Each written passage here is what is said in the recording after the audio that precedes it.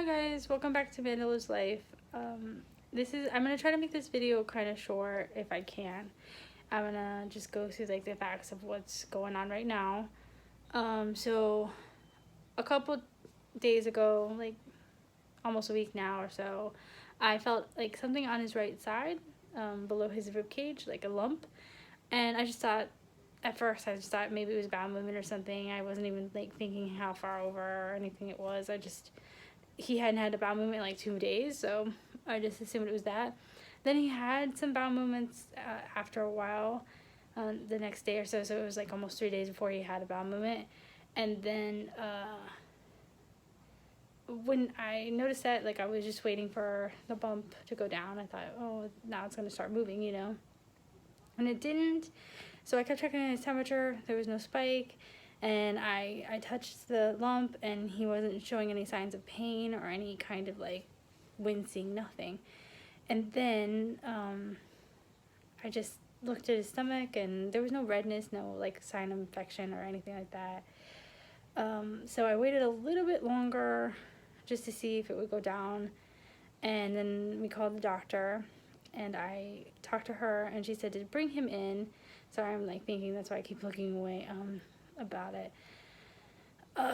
So we took him in, and she said she felt something, and she wanted to send us to Akron Children's. He's starting to fall asleep. So we were sent to Akron Children's for the ultrasound, to like a technician to check it out. And we waited, and they called us back. After a couple hours later, we were waiting here in Akron Children's ultrasound room, and they called us back, and they told us that they saw a lump and that there was definitely something there. And they contacted the doctors, and we were admitted to Akron Children's Hematology kind of center. Sorry, I don't know. My throat is all messed up right now.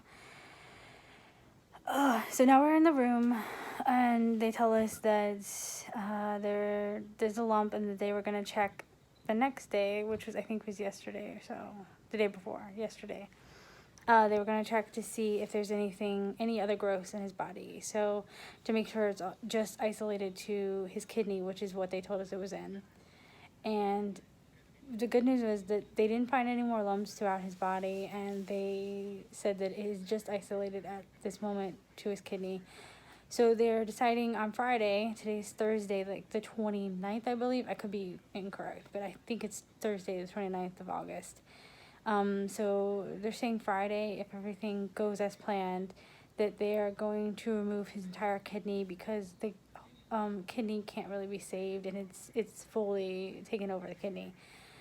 So they're going to take it out, and then they're going to, like, right after they take it out, like, cut it open and do, like, a small test, because, I mean, they have to do more full tests, but they said they might be able to see right away whether or not it's any type of, like, thing that they need to treat later.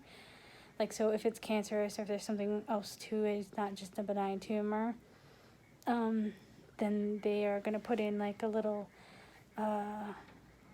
pocket-like thing in his chest to be able to access his blood from, to keep his infection down and everything, but that's only if he needs it. So at the moment we were staying at the hospital. Rob was still off due to my gallbladder surgery. It's only been about 2 weeks since I've had it, and he's been helping me because I'm not supposed to lift or anything. Still have to because of everything that's going on, and I mean, I'm getting as much help as I can, and trying not to get up too often with him or whatever, but I mean, I have to. But Rob was still off due to his FMLA, and so right now we're trying to figure out what we need to do. So Rob was still off due to FMLA due to my gallbladder surgery, which happened 2 weeks ago. Sorry, I'm not sure where I left off. But anyway, so he was going to go back to work, but with this going on, we were discussing back and forth whether or not he should go back to work. And last night he was like, we really need the money, of course, but at the same time, I'm worried about the surgery and him not being here for it and everything like that. So today he was looking into his 401k, and seeing if we can get some of the money out of there. We don't have a lot in it, but I mean, if we could get some of that, or something about a loan or something. And I set up a GoFundMe account because in this past year it's just been crazy. I've never dealt with anything so hard. With like the miscarriage, then going into early labor with him being a preemie, the gallbladder, my husband's heart failure, and now him having to have his kidney removed. And we just need help. We've already maxed out a lot of stuff, and so we're looking at different avenues and we're trying different things. I mean, it never hurts to ask, you know. So I'll link the GoFundMe below if anybody wants to contribute. If not, that's fine too. Thank you for just watching this video, and any kind, you know, thoughts and prayers and everything, you know. We really appreciate it all. But as of now, that's where we're at. Riley has high blood pressure, so they're trying to keep it low to make sure he can have the surgery tomorrow. He's doing a little better now that they changed up his medicine yesterday. So hopefully, with some luck, they can do the surgery tomorrow, because the growth is rather large, and so far, it's not like obstructed or any organs or anything like that. It's not pushing against his lungs or anything like that, but it is big and it's getting bigger. So like I said, they have to remove the whole kidney, and I'm staying at the hospital with him, and Rob stays some nights. It's the small room, whatever, and there's only like one couch kind of bed, so one of us will sleep in the chair or whatever. They did say they prefer only one person, but I still need help because of the gallbladder surgery. I shouldn't be living here at all, let alone as much as I have been. But with Rob here, it's much easier because he can hand him off to me. He could, you know, rock him better than I can when he's fussy, and he can walk around with him more than I can, you know. So I really do need help, and Rob at the same time needs a little bit of break and more sleep because he is still, you know, trying to get healthier from the heart failure. He hasn't had a checkup in a little while. Rob hasn't, and so I would like him to get checkup soon too, because he's been coughing more, which is a sign of having more trouble with it. I'm hoping that that's nothing, but he's been dry, like just that old cough that he had when he was having a lot of trouble with his heart.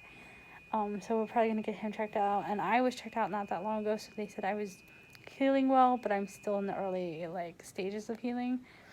I just update on us too, you know, just so you know. I normally wouldn't ask for help or anything, you know. We just were helped by our family and like our closest friends when the first kind of stuff hit. Like when we first started having trouble, we just, you know, we just tried to get by, and Rob tried to work as much as he could and only take the days off that he had to. But it's getting harder and harder. We still are paying for the miscarriage. We're still paying for the early parts of his pregnancy because we didn't qualify for anything. Rob made too much money for any kind of assistance or anything, and too little money for us to afford the insurance through his work. So we were kind of like at a weird balance, and we didn't really know the systems or anything, so we kept applying for things, but we didn't really understand how, like, what to apply for, who to talk to, and I was really overwhelmed when I was pregnant. I like after I had him, he was in the NICU, and I was feeling like I had postpartum and everything, so even like trying to figure it all out was just so crazy that we didn't even find out for a while that we even had any coverage. So we were paying out of pocket for a long time for every doctor's visit, every emergency room. The miscarriage wasn't covered by anything. His early pregnancy part wasn't. And like I said, we're still paying for that stuff. We're still trying to figure out how we're going to pay for the trailer that we have. And just, I mean, it's crazy. So if you can help, thank you. If you can't, thank you for listening. I really venting and talking about these things help me. And I have a terrible memory. I know I've said it probably 1,000 times because I have a terrible memory. I like to have these kind of videos, and I like to talk about things because, like, I'll keep going over things in my head, being like, did I do this? Did I do that? I'll start to, like, have really bad anxiety over it. And just talking about it and letting it out and telling what the plan is, and then even watching, sometimes I watch the videos over again so I can, like, check off what I was supposed to do and what I had said, you know, and make sure that I had, like, got everything memorized at some point, you know, because I'll start to forget it. So anyway, thank you for listening, and I think that's the end of the video. If there's anything new, I will update it, and as of now, his surgery is tomorrow. Bye.